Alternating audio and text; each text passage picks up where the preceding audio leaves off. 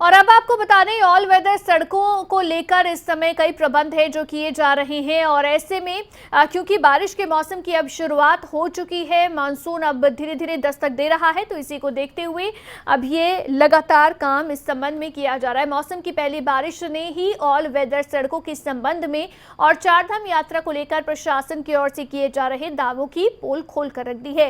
पहली बारिश में बद्रीनाथ नेशनल हाईवे जगह जगह बंद हो गया है, जहां पर ना तो नेशनल हाईवे अथॉरिटी की पर्याप्त मशीनें उपलब्ध हैं और ना ही यात्रियों के लिए पीने के पानी की व्यवस्था प्रशासन ने कर रखी है। क्योंकि बारिश के कारण जोशीमठ से चमोली के बीच में बद्रीनाथ नेशनल हाईवे पागलनाला और बिरही में पहाड़ी से भारी मलबा और बोल्डर आने से बंद हुआ है, जिसमें से टंगड़ी का पागलनाला 8 बजे सभी प्रकार के वाहनों के लिए खोल दिया गया, लेकिन बिरही में अभी भी 2 जगहों पर पहाड़ी से भारी मलबा और बोल्डर आने से सड़क मार्ग बंद है।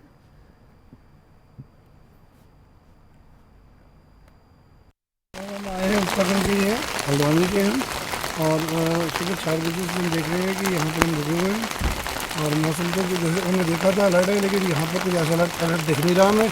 4 बजे के लोग परेशान हैं, छोटे छोटे बच्चे हैं सबके साथ, और खुलना चाहिए। प्रशासन से मांग करते हैं कि जल्द से जल्द इसे रोड को सुचारू रूप से खोले और यात्रियों की सुविधा मिल सके। मशीन लगी है क्या यहाँ पे? नहीं सर, अभी तक तो नहीं आई। तो कितने बजे से आप यहाँ पे फंसे हैं? सुबह 4 बजे। अभी कितना समय हो रहा है?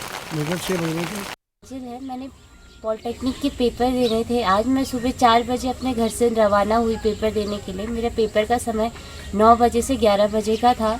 हम घर से जब चले तब बारिश हो रही थी, रात भर की बारिश के कारण हम जब चले तो टंगड़ी पागल नाला बंद था। वहाँ पे 7 बजे तक हम रुके। वहाँ पे कोई भी जेसीबी या फिर कोई भी ऐसी व्यवस्था नहीं थी जिससे कि रोड खुल सके।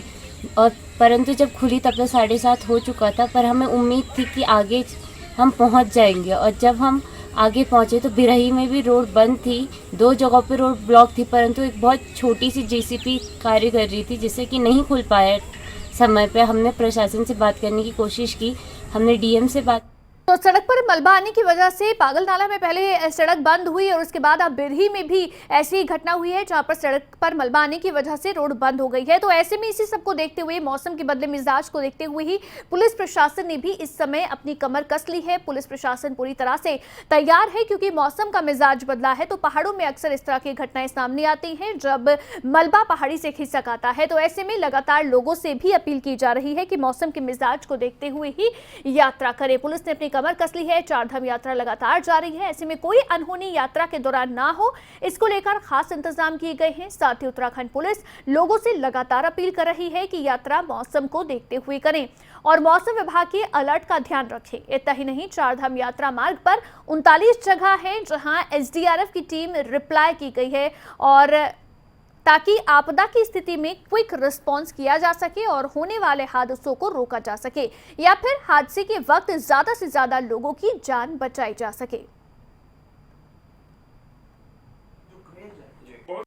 जी देखिए, एक तो मानसून का पीरियड पहाड़ों के लिए थोड़ा सा डेंजरस होता ही है। मैं आप लोगों के माध्यम से देश के लोगों से अपील करना चाहता हूं कि इस पीरियड में अगर पहाड़ों में यात्रा करते हैं तो मौसम को देख कर चलें। मौसम का आने वाले दिनों का मौसम का जो भविष्यवाणी को देख करके चलें और उसी हिसाब से यात्रा करें, क्योंकि जब लगातार बारिश से कई जगह लैंडस्लाइड्स होते हैं, कई जगह रास्ते रुक जाते हैं, कई जगह पत्थर आदि गिरते हैं।